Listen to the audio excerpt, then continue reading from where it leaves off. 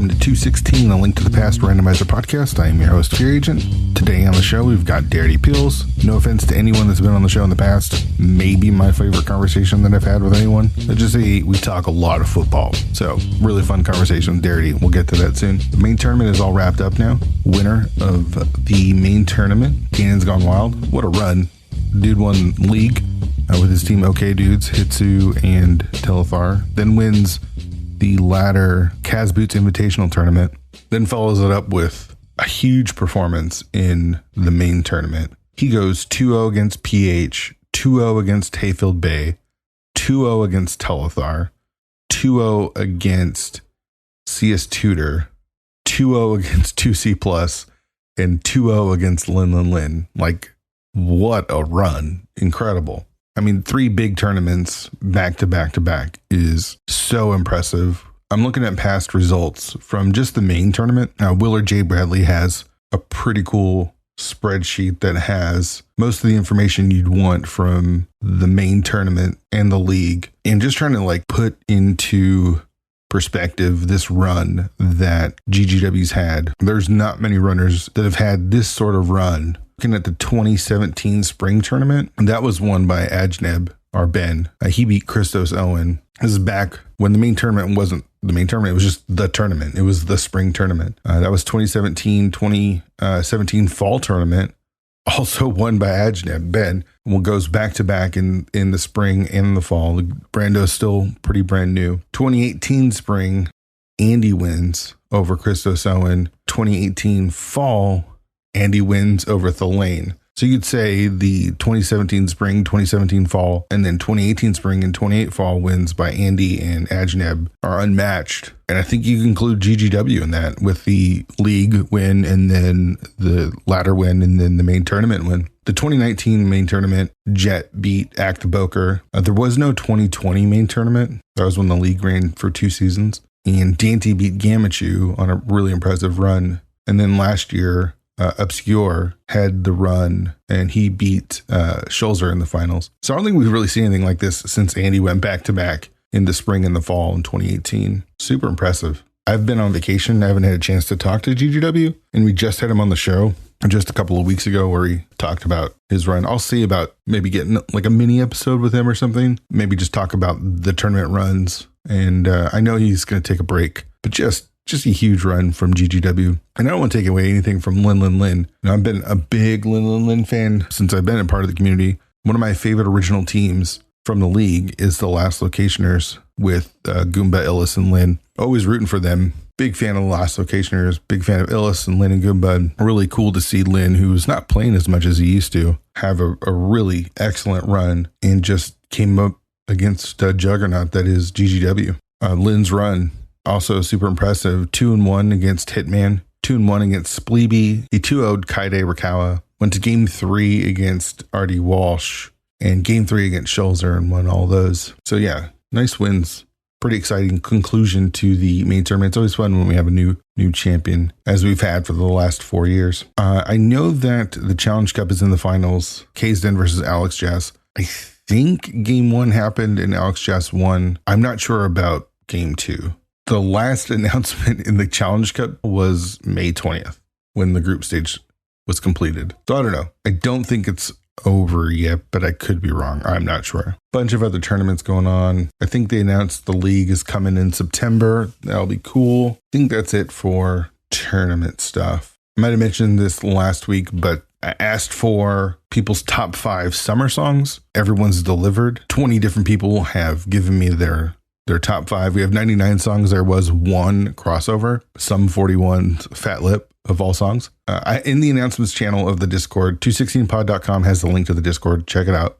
I've got a Apple Music and Spotify playlist with everyone's summer songs. It's fire. It's super fire. And there's still time to contribute. So if you want to get your 5 songs in on the playlist, just post them in the podcast channel and I'll add them to the playlists.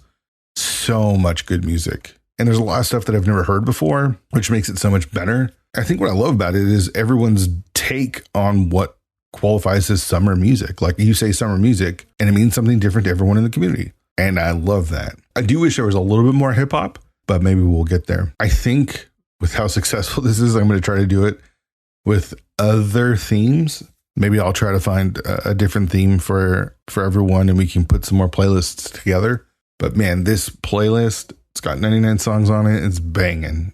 I was on vacation, sitting by the campfire, had the playlist going, and it's so good. It's so good. So check that out. And again, there's still time to participate. Summer's not over. I think that's all I got. Rando keeps randoing. So keep on randoing. So I got 5 more episodes in this season, finish up season number 4. And then I'm going to jump into season number 5. And I think those will start coming out in August. And I've already got people lined up. But as we hit season 5, I think I'd like to bring someone back and catch up with them. Over 58 different people that I've talked to by the time season 4 has ended. So my question to you, the listening audience, is who should I bring back? Who's the one person that you would like to hear more from that we had on the show? Is it Gamma Chew? I feel like Gamma and I could just talk forever, so that might be a possibility. I know Andy and I barely got through 2018. Maybe have him back. Claire Mouse, one of the top 3 most downloaded episodes. Do we want to hear more from Claire Mouse? You know, a lot of people, and I know there's still a lot of people still to have on the show, but I think it'd be cool to have a revisit with someone that's been on the show. So let me know in the Discord or send me a message or whatever, and tell me who you think should be the first returning guest. I think it'd be fun to do that every 50-ish episodes or so. Maybe it's Darity. But let me tell you, I had so much fun talking with Darity. She is today's guest. She's a quiet member of the community. She's not trying to be a big streamer. She's not trying to be the top runner. She's just here because it's fun and she's having fun and there's cool people to hang out with. So I wasn't sure if I was even going to be able to get her on the show. And she kind of avoided it for a little bit. I didn't strong arm her too much, but she agreed. And I was so glad that she did. And then I took a break and I had to reconvince her to come back and do the show again. And I'm glad she did. Like, legit, I had so much fun in this conversation. I think it will show. We talk about her history outside of gaming. We talk a lot about football and the league that she plays. Super cool. Just a super fun conversation that I had so much fun with. I'm so glad she came on the show. So let's get to it. Here's Deritypeels. All right, Darity, thanks so much for coming on the show. I'm super excited to talk to you and kind of learn more about you. I feel like we did fantasy football last year, and I feel like I found your stream through a Marathon Oro, but you're so like chill and you're into sports, and I'm drawn to those people that are 1 into sports and 2 that are super chill. So thanks for doing this. Yeah, thanks for having me. Looking forward to chatting with you.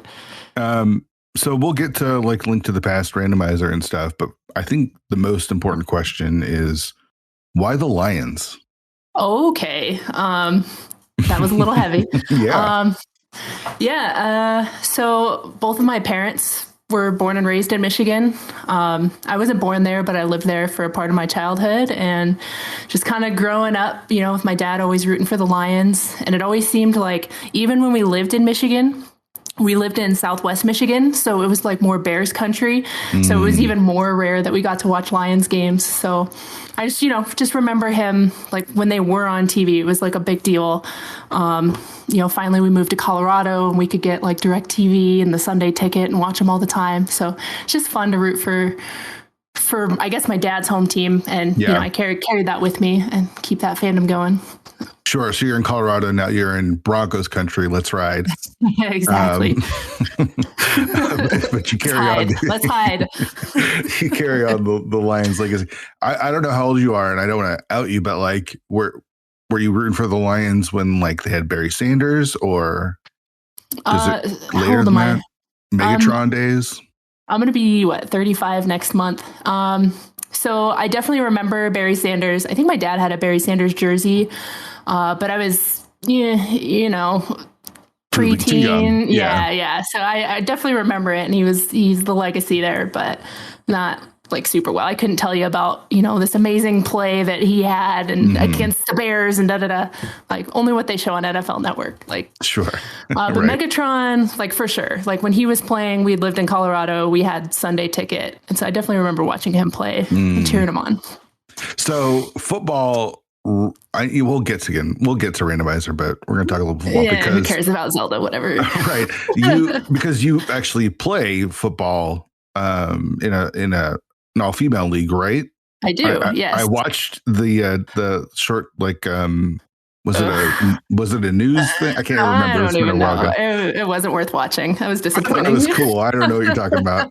It was interesting to hear about the league and the stuff that's going on. So can you tell me a little bit about how that started or how you got into even playing football? Yeah.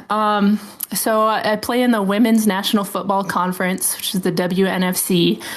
It's kind of just random how I found it. I used to do CrossFit a lot. And so if you know anybody who's done it, that was my shout out because we always have to mention that we did it. And I was just looking, I grew up playing sports and, I'd done CrossFit for a while and was just kind of thinking about wanting to do a team sport.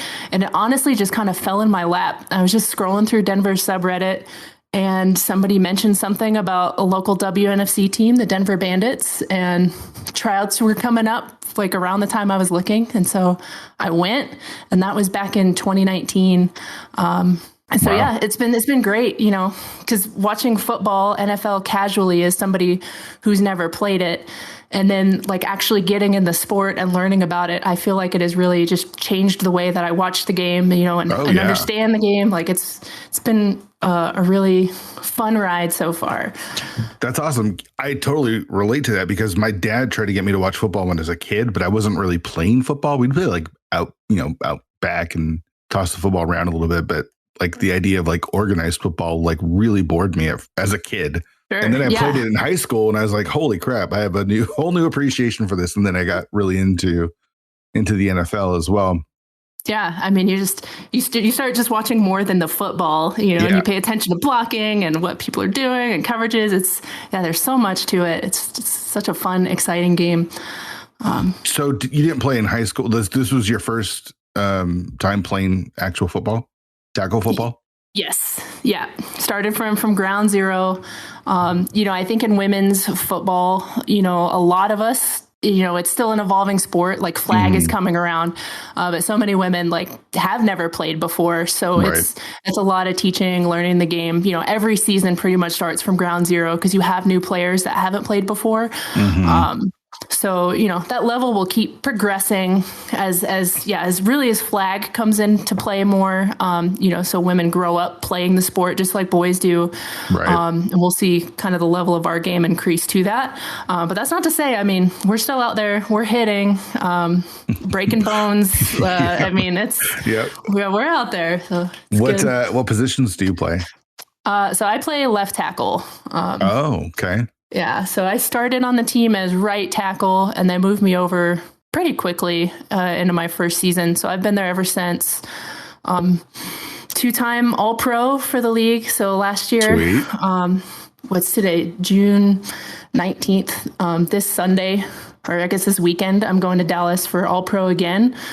That's awesome. Yeah, so the championship game is on Sunday the 25th, and we have our little All-Pro game before that. Gosh, left tackle is such a tough position too. Yeah, I love it though. There's a lot going on. There's a lot to keep track of. It's, I think, kind of behind the center of the offensive line. Like you really have to know what's going on and have good vision, see what's happening. And just protecting that quarterback. That's the big one. Is the entire offensive line is obviously protecting the quarterback, but the left tackle is usually the most important because you're most of the time protecting the blind side. And that's really cool. And you're doing the all pro stuff. That's awesome. Yeah. So, did you know that you'd want to do like, be on the line, or did you know what position you were going to want to play when you got into it? No, definitely not. And especially like only knowing football as a casual observer, I think like a lot of people, you go to try out and it's like, oh, maybe I'll be a tight end or a linebacker, just kind of some of those like more flashy. Yeah, exactly. You actually see. Exactly. Yeah, no one's going to talk about the left tackle. Right. Unless you're like really into it. People don't get excited to watch the linemen, right? Like, definitely not the offensive line. And, but they're so important, Yeah. and they see me, you know, and they're like, "Oh, you're like 6 feet tall and like 230 pounds. You've got this big wingspan. Like, no, you're gonna play tackle." And I had no idea about like O line or positions, but I mean, I love it. It's fun. It's aggressive. You know, knocking people down and getting pancakes. Yes, it feels great. Yeah. In high school, I was an offensive guard, so I was pretty small for an offensive guard. But gosh, just bowling people over is just—it's so fun. It's so much fun. Like you can't even explain it. Like you know, because again, it's not about the showmanship of it. It's not like you're scoring the touchdowns, you're making the big catches, but you're the reason why a lot of those plays can happen. I don't know. It's cool. Exactly. Yeah. So yeah, it still feels good even without the credit. And I think our team tries to do a good job. I think overall we have a pretty good O line. I don't think our quarterback got sacked at all this year. Wow. Yeah. And you know, we never like get credit from the league about that, but I think our team does a good job of recognizing, and especially our quarterback. She's like, "I love you guys. You guys are awesome." Yeah. Never getting sacked. That's so awesome. How long are the seasons? So it's 6 games. So like our team, we start practices in January. We do 3 practices a week, and then starting in April, really through, I think last weekend was the championships for each conference. So it's about 2-ish months, 6 games spread over 2 months. Each team gets 2 buys. Yeah, I wish it could be more. I think a lot of people do, but you see, I think in women's sports, at least in this context, you know, a lot of us have jobs and families and et cetera. So you see the burnout even start to happen, you know, kind of through the season. Practice attendance starts to dip. And I think that's across all teams. So it's hard to sustain more than a 6-game season, regular season. Sure. Women's football is definitely up and coming, right? Like I know my high school now has like a women's flag team.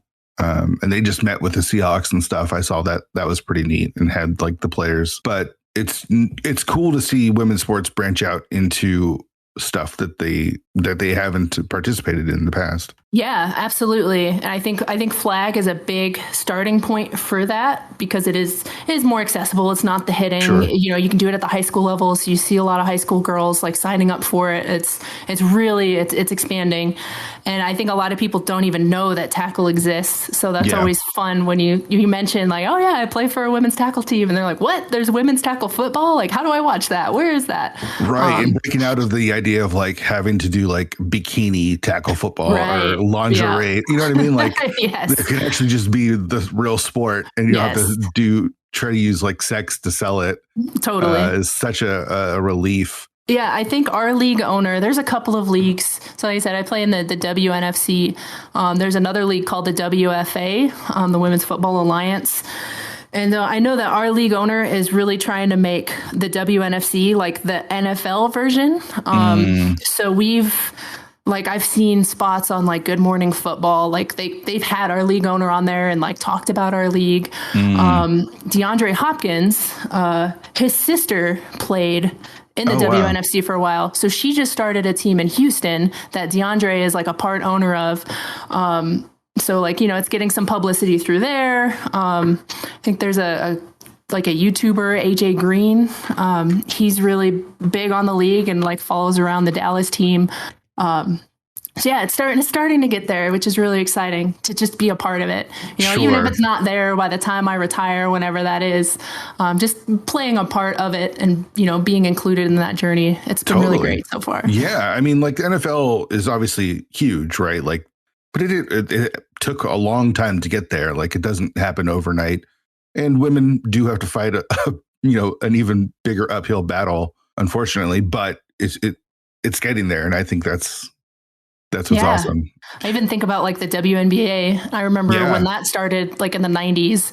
And I think it's just now to the point where I'm like starting to see games on CBS, like in the middle of the day yesterday. I'm like, oh, there's WNBA on. Like 20 years later. How about that? Yeah, the Seattle Storm are huge here, especially 30 because years later. We don't have the Sonics, but in the absence of the Sonics, the Storm have just taken over. And Sue Bird and some of the best WNBA players ever have played in Seattle. So it's been really, really cool. Are you worried? Here's a kind of an offbeat question, but are you worried about all the hitting? Because I mean, like tackle football for kids has changed a little bit. Like they're slowing it down because of like the brain stuff. Like I don't even know if I want my kids to play tackle football until they get into at least high school, just because of the, you know, like brain development and stuff. Do you worry at all about like all the hitting that you do and stuff? Sometimes. And it's funny, my wife, like when I told her, like, I think I'm going to sign up and play football, she was so scared and she was really not a fan of it. But then of course the season starts and, you know, she's like got a replica jersey with my name on it and like #1 fan. But no, I think at least, you know, even what I see from our level is clean as you want to teach, like how to hit, how to tackle, you know, how to get low, but keep your head up. Like there's still like natural things that happen. And we still, you know, we come across players from other team, like leading with their helmet and it's like, oh, you're going to break your neck. I think sometimes it's just hard to avoid, like no matter how well they try to coach you to do it right. Like sometimes you just do what you do. Especially when you haven't been doing it for that long. So I think I do worry. I think I have taken some shots to the head where I'm like, I don't know if I feel 100% after that, but I'm not coming out of this game. Like, let's go next rip. You're the problem, Darren. Yeah, 100%. It's those players that are like, oh, don't get taken out. And you're like, oh, you gotta take care of yourself. Yeah. Oh no, I tore my foot in a game last year and I played the whole game and played another game 2 later. Like I'm not coming out. Like, yeah, I'm absolutely the problem. You have to make me come out. No, but I do worry about it. And I don't know if it's something that will truly ever go away. I mean, the game is violent, right? Like the game, there's a violence to it that's innate. I think it's the extra dangers of like keeping players in when they shouldn't be in, sort of thing, right? Like it's how do we get those players like you to come out of the game when you're actually hurt and can hurt yourself even more. Totally. And I don't know. I think it's just that competitive nature and the drive. And I think every team, maybe not at the NFL level, but you know, they have those people that are like, oh, I'm hurt, take me out. Like, I just want to hang out on the sideline and watch. I did my job. Thank you. But I think there's so many more of us. It's like, no, I'm here. I'm going to play. I don't care if I'm hurt. Like, yes, you're going to have to take me out on a stretcher to get me off of this field. The passion. I love it. Yeah. Yeah. I don't know. So where does video games kind of fall in all of this? Did you grow up playing a lot of video games? I think so. Yeah. So when I was like really young, we had a Super Nintendo. So I remember like, especially like watching my mother play, like we had Link to the Past. So I remember, I don't know, I had like a little plastic ocarina, like a little blue one. I remember, I love that thing. And like, I have vivid memories of like her being in Swamp Palace, you know, and trying to figure out the puzzle in there. Like some Final Fantasy games. I played like Mario Kart with my brother a lot, you know, Super Mario World.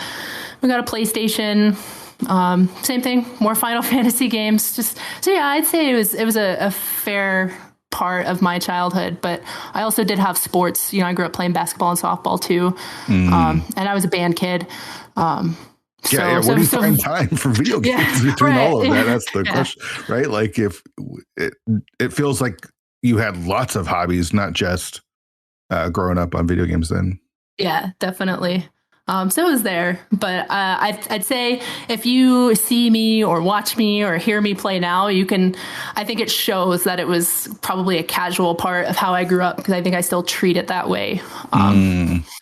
So the video game stuff was more casual and then the sports stuff was where you got your competition fix then, right? Yeah. And band even. As I got older, like, yes, band kind of took over from sports, and that especially, like, I have a music degree, French horn player. So that's where that competitive itch took over from sports. Now I'm gonna be the best French horn player. I'm gonna be better than all of you. And okay. How do you compete? Is it for different chairs? Is it for different spots in different orchestras or bands or whatnot, or where's the competition come? Yeah, I think in college, certainly it was like being principal, you know, being first chair of everything, like being the best, getting the solos, you know, having a private lesson was part of my degree that you get a grade in. So like being the best French horn studio student, and my professor like making it known to me that like I was his favorite because I did practice and all that stuff. So yeah, I think that the competition there, holding on to that top spot and not letting it go. Just trying to be the best. What was it about the French horn that got you? It's not even what I wanted to play. When I was in fifth grade, we had to do music aptitude tests. And I heard later on that I got like the highest score on that test, which I didn't know. So then we come in to try out different instruments, and I wanted to play clarinet because that's like what everybody in my family played. And I could not make a sound on it. Like no matter what, I could not do it. And so then the teacher's like, here, try this thing. And she puts a horn, like a French horn in my hands, and I was able to do it. So like looking back on it now, I think maybe that was like evil genius teacher. Like I'm going to sabotage this clarinet because I wanted to play this instrument. She could probably actually do it. It's one of the harder ones. So nice. I don't know. I guess it chose me. I didn't really choose it, but I liked it. So. Yeah. It seems like you're a very determined person. Like it feels like, was this how you approached everything that you did, including like sports and video games, or was the video games still more of just let's have fun? I think that's hard to say. I think the majority of my video game playing is like, let's have fun. I think innately I'm probably just not as good at video games as I am like athletic or music things. I think I can accept that and I can live with that. Sure. So I'm not going to try to force the issue. Like, there's some people that will even pick up Link to the Past, Randomizer, play it for a few months and already be better than I am having played for years. And I'm okay with that. Like, sure. Some people just got it, and that's great. And you have it for the French horn and for football. Yeah, right. Exactly. So as far as gaming goes, you said you had the PlayStation. Did it continue on as you got older? Did you stay with certain video games, or were you just too busy between all the things that you were doing to really like have a console to like, or even a computer to like be playing a lot of video games? I remember we got a PS2. I don't even remember why. I remember like my mother was really into video games too. And she went down like the WoW path for a while even. Oh, okay. But God, and so you never saw her again.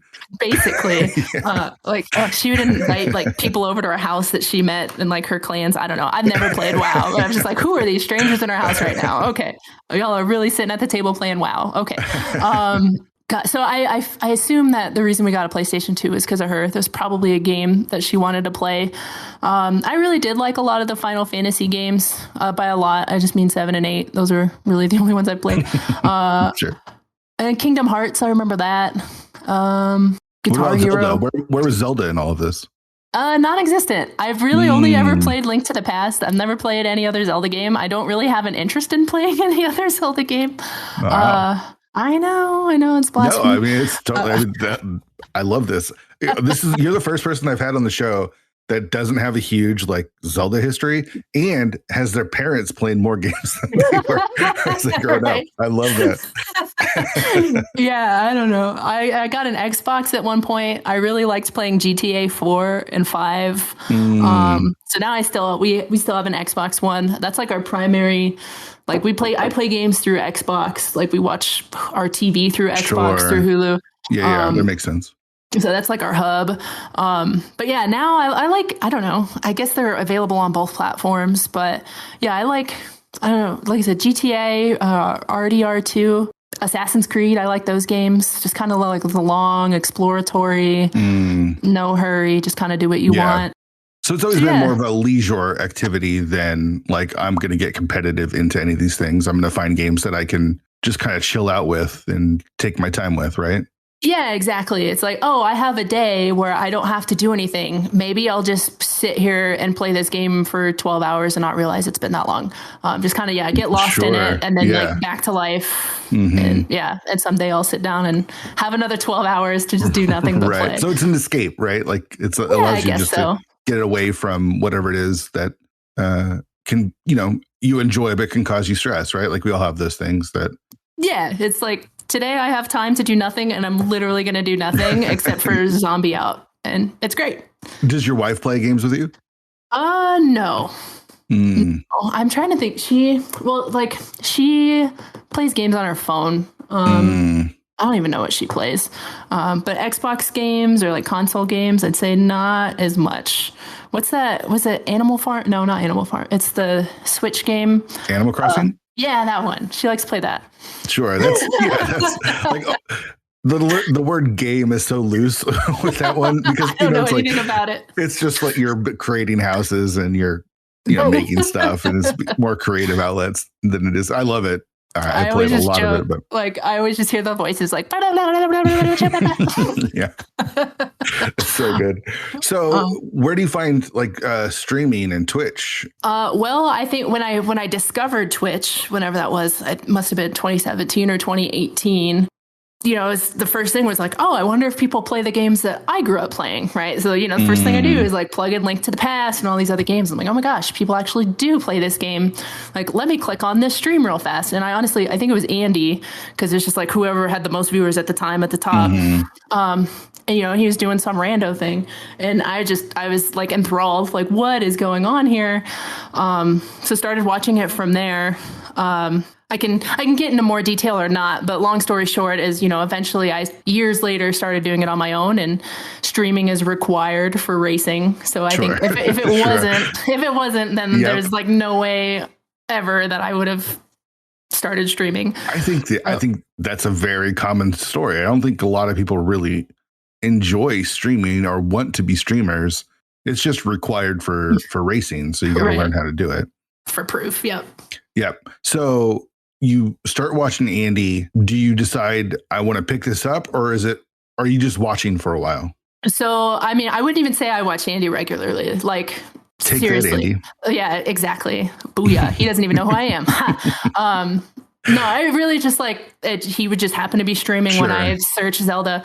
But I do think around that time or shortly after, must have been when that big 2018 main tournament was going on. So, I started seeing races, which was very interesting to me because it's like, wow, not only is this game randomized, but people actually compete at it and race each other. So it got to the point where I would listen to races while I was at work. So really not even watching a whole lot of rando, but I was so taking it in. Yeah, I was so just enthralled by it. I don't know, it's just so fascinating, people racing this game. So I would just listen to it, while I was at work, and especially with that tournament, how large it was. There was always races on. And I like to put together like jigsaw puzzles. So then I would like get home from work and just put together 1,000-piece puzzles and listen to more races. So gosh, that tournament went on forever. So that was a great fix for me, because it was just like nonstop content and like VODs to go back and listen to races. Like, I didn't know who anybody was. I didn't really care. I was just like, I'll just listen to it. And from that, I discovered that actually Tracy M was a commentator that I would hear and come up, and I found her to be like the most enjoyable commentator. Yeah. Like just the way that, she describes gameplay and just talks through it. It's like, it's not memey. It's really informative, especially as somebody who doesn't really know the game. Just her style of comms. I really enjoyed it. So then it was to the point where I would just seek out VODs only, or only listen to races that she was comming, because it's kind of like a lot of other people, like I just didn't want to listen to it. I just didn't find it enjoyable to listen to. Yeah. So, gosh, after that, the main tournament was over. I think League had started, and she was doing some comms for that. So League was like overwhelming for somebody that doesn't know what's going on with this community. That was a lot. But again, just listening to races that she would commentate. And finally, by the end of 2019, I'd been listening to this game being played for like a year. And I was ready, like, okay, I don't know much about technology and computers, but I'm going to see if I can figure out how to make this work and play a rando on my own. And yeah, I did. So before we get to that, you spent almost a year just listening, not even really watching races, just listening to races. Yep. Okay.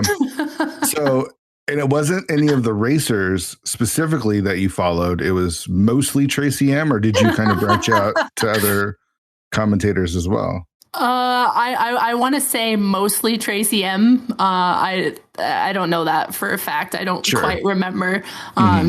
Certainly like if I was at work and, I always like to have background noise, like even to this day, like something in my ears while I'm working.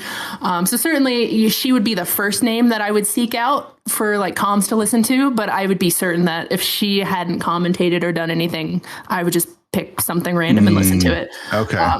So do you feel like you were learning a lot listening to specifically Tracy? I mean, she's one of the best. There's no question about it. And she brings a lot of information that's not, what's the word? It's not like it's overwhelming. It's very natural. Very accessible. Yeah. Mm-hmm. I mean, I guess so. I think you learn more by watching, which I realized once I started playing. I would get to a point in Rando where I'd be like, oh, I'm in Ice Palace. I actually don't know how to route this. So I'm just going to turn the game off. And next time I hear a race when they're in Ice Palace, I'm going to try to watch and see how they route this, yes, I learned, but no. I love that. I love that you didn't just, I don't know how to write Ice Palace. Let me go look up how to route Ice Palace. Let me just wait until I find that's too much work. That's too much work. That's That's so good. I love that. It's like, I'll just call it, and next time I play, maybe I'll know how to do it. So how long are you playing then on your own, just learning how to play the game? So I think I started in like December of 2019. And then so that was also in line with when I was starting football. So I was doing it kind of casually and really just having a blast, like offline downloading seeds. Like it was the greatest thing ever, that it was so easy to actually play a rando. And I thought it was going to be this complicated process to even have the option to play, and it wasn't. Right. So then COVID happened. That's what makes the game great, right? Is the accessibility, like even more so than some of the other randomizers. Is Link to the Past is pretty straightforward. It's very easy to get. Yeah. A lot of resources too. Yeah, so easy, even I can do it. Exactly. So, and then COVID happened. So then everything was canceled. And then I was kind of like in my mind, like still having so much fun with Rando and learning it and just like figuring out like how to even get through a seed all the way through. Cause like, okay, I figured out how to route Ice Palace. How do I route Meyer? I don't know. So March, everything is canceled. And then I just had like nothing but time to devote to this game that I was enjoying so much.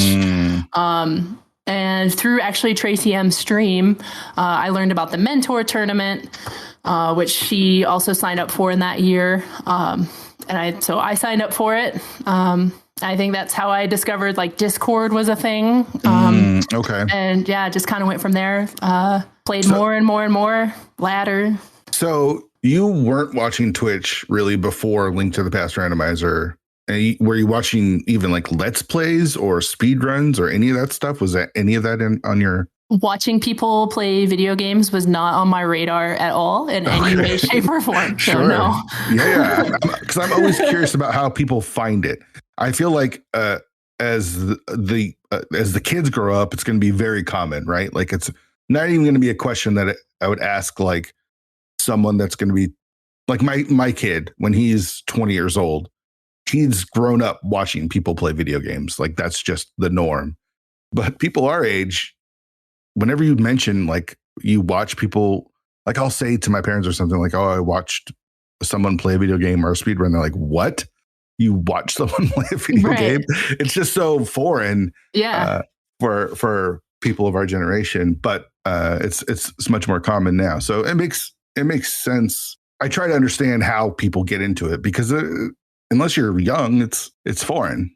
Yeah, I mean, my assumption from what I don't really remember, but I think it's right, is I'm sure that somebody like on my Facebook feed like posted a link like, hey, watch me play Twitch.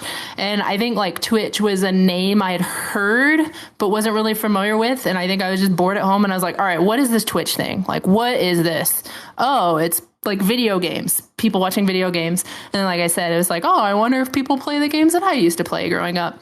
And so it just kind of evolved naturally from there. But I don't know. That was, so like I said, that was like probably 2017, 2018. So I'd assume by now I would have heard of it. I think it's so much bigger than it was back then. Sure. Yeah. It's definitely blown up. So yeah, I don't know when I would have stumbled upon it, but I'm pretty sure just one of my little Facebook friends was streaming, and yeah. So when you start racing, was race time there, or did you have to sign up for like IRC and SRL stuff? So I think with the mentor tournament, when I signed up for it, that must have been like April, May of 2020. That was like right at the very beginning of race time. Oh, okay. So I didn't ever have to sign up for the SRL, other thing, yeah. SRL. Yeah. Oh, I would have loved to hear this. I don't think I would have been able to figure that out based on what I know about it and what I know about myself. That may have been a big barrier for Darity. For sure. When you talk about barriers of entry, that was definitely one for a lot of people, unless you grew up using IRC, which I did not do. Definitely it took me a while to get into it. Figure out how does this thing work. Race time makes things so much easier. So you joined the Go Mode Mentor Tournament, right? Yes. This is in the middle of the pandemic. Yes. How was your experience with that? It was great. It was. I mean, I couldn't have asked for anything better. So I had also, ladder was fairly new. So I had signed up for that probably a month or so before the mentor tournament began. I remember doing my first ladder race. I think it was an open mode, and I was up against Tepidino, and it took me like 2 hours and 40 plus minutes to beat an open seed. Sure. So I mean, just the mentor tournament just kind of falling into my lap when it did. It was great. I got so much out of it. Tyler Salt, shout out to him, was my mentor for most of it. I got some tips from Tepidino as well. Yeah, that definitely took me from a 2 hour and 40 minute open time to being able to consistently sub 2 seeds and go from there 3 years later. So did you find yourself enjoying like the community? Was there people in the mentor tournament, you mentioned, like Tyler Salt and stuff, that made you feel like it's more than just like, hey, we're playing rando, like you could be a part of this? I would say yes. I think so. For me in general, I'm more of an introverted person, and I think you probably see that. I think a lot of people have maybe seen my name around, but I don't interact a whole lot. I'm definitely more of like a background person. I'm surprised getting you on the show was a challenge presented to me. Like, can I get Darity on the show? I was like, I'm going to do it because I really want to talk to her. So I get it. We're not all out. Right. I'm not the person to jump in a conversation about rando or anything else and just like share my 2 cents. So I would say, yes, that community was there. I saw it in 40 bonks that CJ made. I was invited to that right away, and, I'm still in that community and, participate in the asyncs when I can.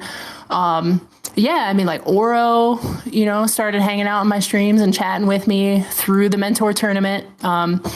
So yeah, definitely, it's a really nice community, and even for little old me who tries not to participate, there's still friendly enough folks that get me in some spots. So. Right. So you're not looking for people to hang out with, but you play the game and you start to find people that are, pretty cool, like Oro. Absolutely. Yep. Absolutely. And like 2C is another person through actually League a couple of seasons ago. I remember he just popped in and he was like, oh, hey, we're in the same conference. And I'm just like saying hey to people, and because he's like the nicest guy ever. He really is. Yeah. And so he's somebody that will still like just pop in regularly, and we'll talk about sports, football, basketball.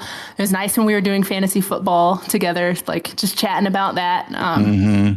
So yeah, I think it's a natural thing that happens is, yes, from watching people race, you get to know them, and yep. Sure.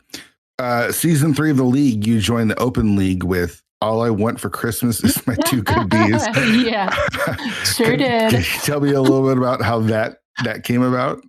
So DFS, Drunk Future Self, is another person that's probably people are fairly familiar with in the community, friendly guy hopping around. So he wanted to participate, and he just asked me to be on his team, and I said yes. So that's how that came about. Well, okay. So how was your experience that first season? I think it was really fun. None of us. Who's the other one? Grim. Yeah, I've like literally not seen around since then. I don't think any of us took it too seriously. So like, especially at that time, we were just like hanging around in like voice chats and goofing around and playing seeds. Yeah, it was a really fun experience because I don't think any of us went into it expecting to do better than we did. Yeah. So you guys went 4-10. You had fun, right? Like, I mean, we put so much weight on records and stuff, but I mean, the biggest thing is, did you enjoy yourself, right? Like, I feel like, especially with the league, is did you find people that you could have fun playing the game with? Yeah, definitely. Yeah, it was a good experience, and I think. Remembering back that far, I'm sure there were modes like that I was not comfortable with or willing to do.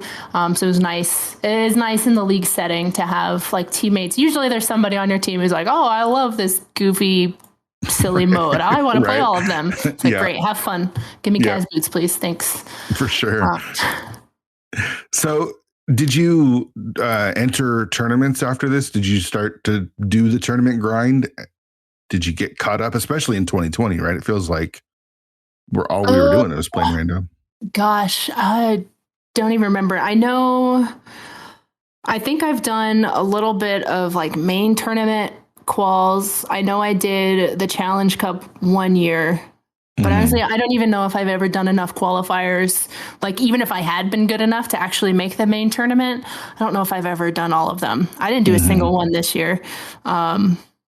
But usually like the smaller tournaments, like, the AD Keys tournament, Cross Keys, I've really gotten into over the last year. So like I signed up for that last year and doing that again this year. League is one that I've done more than once. I don't know if there's really any others other than Challenge Cup, which I've only done the one time. What do you feel like your relationship to racing is? Like, do you feel like you're more of a person that just wants to do ladder and kind of keep it casual? Because as we talked about earlier, video games it feels like more casual for you than the stuff that you take a little bit more serious. Is that safe to say? Yeah.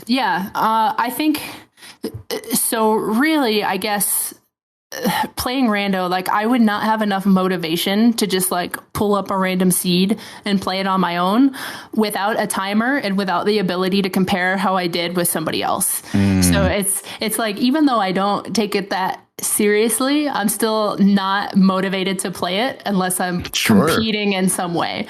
I'm the same way. Yep. Kind of funny. Yeah. Yep.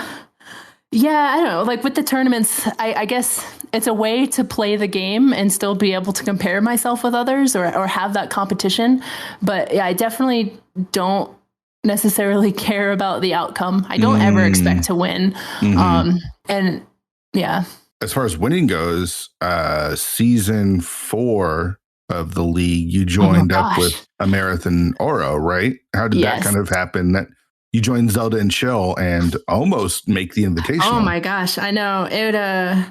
So Hobo Jim was on their team the season prior. I think he needed to step back. Like I mentioned, Oro had been kind of hanging out in my streams for a while. We met through the mentor tournament. And so they had the opening and Oro asked if I would take it. And I had a great time with bees, but it seemed, especially still being in COVID and still having so much of my time to dedicate to this activity and get better at it, it was the perfect opportunity. Like, yes, I would love to join this team and like see what we can do. And I think all three of us were taking it, pretty seriously. We practiced a lot, and I didn't want to let them down because it's just like, oh my gosh, this is Oro and Amarith. Like, they're like two amazing superstars. Like, they're basically celebrities. I think most people in this community, I think of them as celebrities. Like, if I know who they are. So yeah, I mean, I took it really seriously. I think we all kind of grinded a lot and practiced a lot.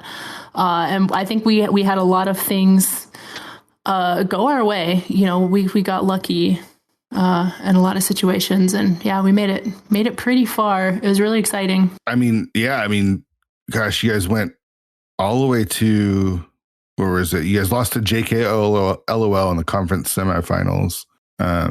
But what a season, right? Like, there was a pretty big season. Oro looks like they went 8-3. Oh yeah, crushed it. And carried Yes. Their love for swordless. I mean, they were really able to just use that to their advantage, which is good for them. I hate swordless. So, yeah. I'll never play it. Totally. So. What about, so what were some of your favorite modes that you've played in during the league? Do you enjoy the co-op stuff? Yeah, co-op is really fun. It's, the retrants, the entrance, that was a really unique, and gosh, if I remember, was League like one of the first, if not the first, to really introduce like co-op retrants? Yeah. Like co-op. Yeah, that was so much fun to get in voice and like figure out, okay, let's coordinate. How are we going to track this? How are we going to keep track of stuff? That was a lot of fun. And then, just like the AD stuff. I feel like you see the community. I don't know. It's just fun to see like all the voice chats taking place of people practicing and co-ops. Like you just can't not love like being in voice with your buds, just kind of like goofing around. You can laugh and have a good time. It just, sometimes it takes the weight off of racing, especially if you are taking it seriously, because you can kind of just take your mind off of what you're doing and still like chat with your partner or have that dialogue with your partner. Did you, going into season 5, want to be invited into the Invitational? No. Me personally, no. Yeah. I think, by that time, life was getting back to normal and, having less time available for Rando and knowing that, like, I hadn't been playing it as much. I don't think Oro had really been playing it as much. I think, like, really after, what was that, season 4?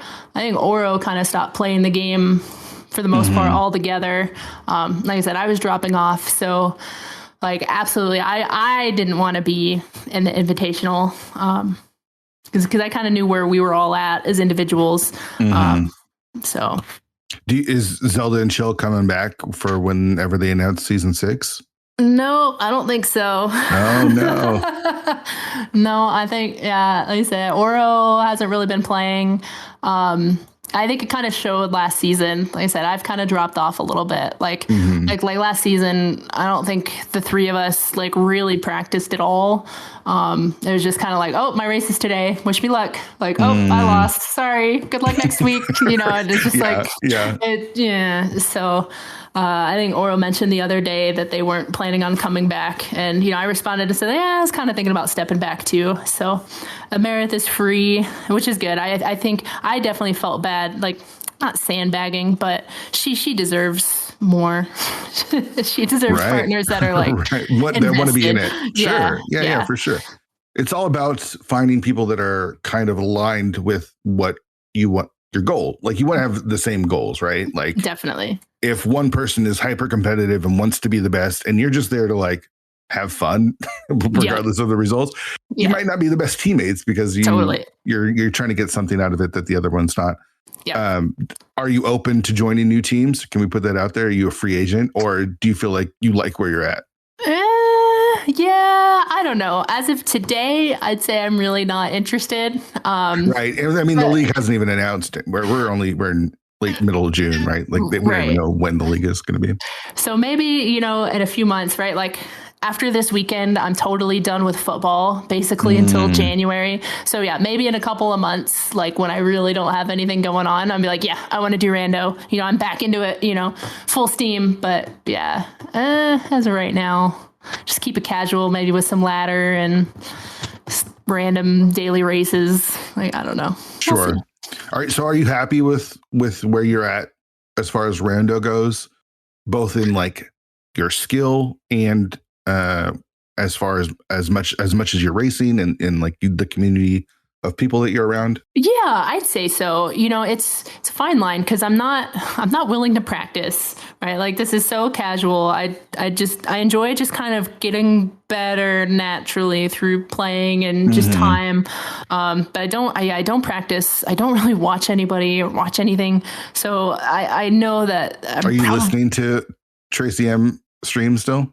I don't listen to anything. No. I'm basically back to not knowing that Twitch exists. Yeah. Sure. So I think I'm happy with it. Yeah. Finding entrance, not finding, but finally being willing to play entrance last year has opened up a lot of things. That mode is really fun. And I've found like learning how to better route entrance modes has kind of just naturally made my routing better in non-entrance modes. Yeah, that makes sense. So I kind of feel that natural progression through that anyway. So yeah, I think I'm happy with where I'm at. It's nothing too serious. I would say I don't feel like it's consuming. Yeah, and I said, I generally don't ever sign up for anything expecting to win or thinking I'm going to win. It's nice if I do, but it's not necessarily why I play. I don't play to win. I just play because it's fun. But again, just like that small competition, I like to compare how I did to how others do. Whether I win or not, it's still just kind of liking to know where I measure up with the decisions that I made.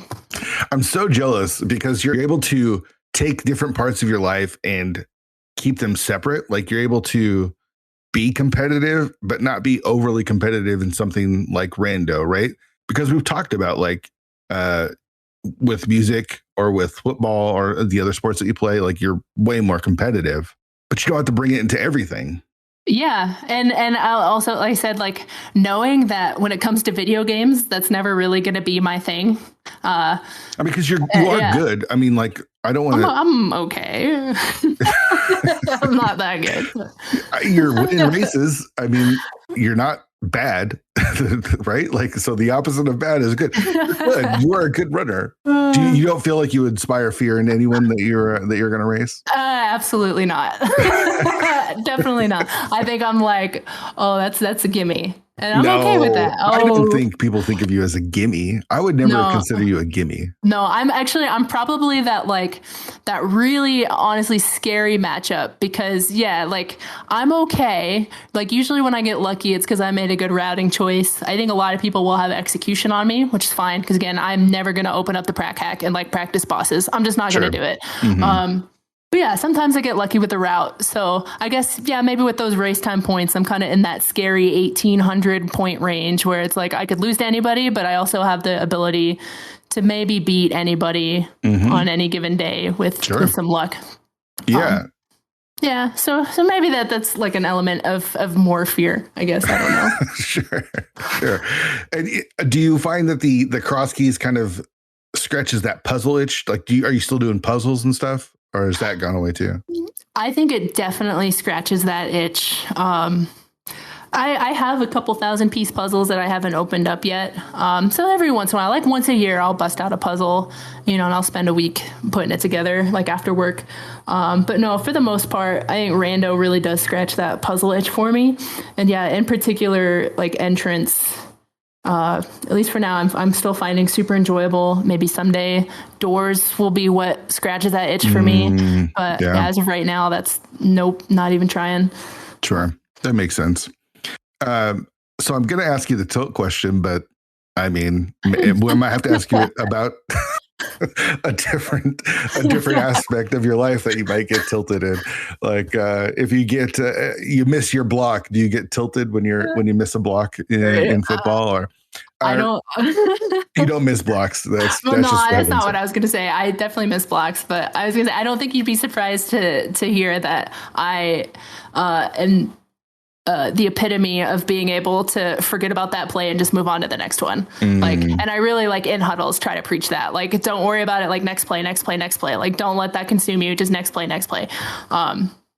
So yeah, I miss blocks, but it doesn't get to me. I'm sure. I mean, that's how you're successful, especially in sports, is you throw an interception. You can't go back out there thinking about that interception, right? Definitely not. You miss a block. You can't go back and just think about, oh my gosh, I can't miss the next one. You just got to kind of forget it. So how does that translate to rando? Or do you even get tilted when you play rando? I think I do get tilted sometimes. It's usually it's almost never about like winning or losing. It is sometimes just about like I guess like basic execution or like Sometimes, you just get like a really sloggy seed where it feels like you've made every single wrong decision and it's just dragging out, so much longer than it needed to. Sometimes I guess I get a little tilted in those moments because it's just like, okay, I'm done playing. I don't want to play this anymore. And like, those are the moments, when I'm in ladder, like, okay, I'm going to turn on this ping. And, as soon as my opponent finishes, like, I don't even want to finish this out. But then I get to GT and I'm like, well, they haven't finished. I'll turn this ping off. Like, so, I mean, it happens, but I would say not a whole lot. Again, it's just that mindset. I'm going in expecting to lose. I don't care about winning per se. I know I don't practice the game, so I can only be so mad about myself about my performance of something I'm not willing to put extra time into. If you do get tilted, how do you handle it then? Like, what do you do? Because when you're playing sports, I feel like there's the next play, right? In sports, you have the next play. You don't necessarily have that same thing in rando, right? Yeah. Like it's just a continuous play. Yeah, it's definitely much easier in a lot of cases to have a short memory in sports. So I think especially like once a race ends, right, and I know I've lost by X amount of time, I like to like talk through and analyze, especially the time difference. Like, what could they have done that I didn't do, or what do I think I should have done? I think sometimes even just like talking through my decision making, and sometimes I'm saying like, well, I stand by what I did, even though it wasn't the right thing. So just kind of processing, I guess, out loud to my stream of nobody. That helps. That's not true. There's people that come and hang out. Oh, of course. I'm just kidding. I think time heals all wounds to an extent. So it's usually if I do get tilted, it's really probably, gosh, not for that long, maybe an hour tops. I've stepped away, I'm watching TV, I'm doing whatever, and it's like, it's just rando. It's not a big deal. Yeah. But most of the time it's like 5 to 10 minutes. By the time I've ended my stream, I've talked through my decisions, my thoughts, and I'm cool with it. Or even like I said, if I'm tilted in the middle of a seed, usually it's like ladder, I'll turn on pings and I'm like, I'm ready to quit as soon as they finish. But if I get to GT and they haven't finished yet, then I'm like, oh, okay, maybe this isn't as bad as I thought. I'll turn off the ping, and then the tilt's gone from there. It's like, okay, we both struggled. So That just depends. Yeah, I get it. I think the last question I have for you is, who's going to be your number one pick in fantasy football this year? Oh my gosh, I don't know. I was in your league and I was in another league that I pay to be in, and I actually won that league. So I literally have the first pick this season. Oh, I do not know. I've been kind of halfway thinking about it. I don't know if I want to take a running back or a receiver. That's the worst answer ever, is literally, I don't know. Sure. It's still early, right? Like, we got to wait for training camp and all that kind of stuff. But I hadn't played fantasy football in a long time, and coming back and playing with the 216 league was a lot of fun. Even though there wasn't really anything on the line, I still had a lot of fun with it. I agree. It was so much fun. And that auction draft, that was the first time I'd ever done one of those. And that was so cool. That was a great time. Yeah, the auction draft was so much fun because it added so much more pressure, because it felt like most of us had never done it before. So we were all learning. And I think, like watching Shireen run out of money within like the first 2 minutes, and just have to wait the entire time to spend his last $6 was great. Yeah, that was a good time. Well, glad I got to participate in that. It was fun. Yeah, I hope we can run it back. Thank you so much for doing the show. I'm so glad to do this. Yeah, thanks for inviting me. This is a lot of fun. Like I said, I was nervous. I was scared. I was dodging. But yeah, it was great. So thank you. Big shout out to Darity for coming on the show. So glad she did. I had so much fun. And I'm going to destroy her in our fantasy league this year. So take that, Darity. Coming for you. I just love when we get different perspectives on the game from different people that aren't just so race focused, that aren't just like, I got to be the best runner in the community. She's just having fun. I love that. I just really enjoy that. I loved hearing her perspective. So let me know what you thought of the episode in the Discord. Again, 216pod.com has a link to the Discord. Give me your top 5 summer songs. We can add it to the playlist. And who would you like to see return to the show in season 5? Next week on the show, we're going to have Ninjembro. I think it's the longest conversation that I've had with anyone on the podcast. Homeboy can talk, and it's great. I love it. I loved talking to Ninjembro, and I think you'll enjoy it too. So come back for that. His league teammate, Maniacal, just had an episode on the spoiler log with Dante, and I think that was probably his longest episode too. So apparently, the bottles on empty guys are chatters. It's a fun one. I had a lot of fun talking with Jembro, so make sure you come back next week for that. Subscribe to the show wherever you get your podcasts. We're on all platforms. 216pod.com is the website. And again, it has the links to the Discord, the best way to contact me. If you've got Apple Podcasts, please leave a review. Really helps the show out. Again, huge congrats to GGW for taking the main tournament and just proving to be the best runner in the community in the last 6 months. Dude's amazing. All right, I think that's going to do it. Thank you all for listening. Super appreciate it. See you back next week.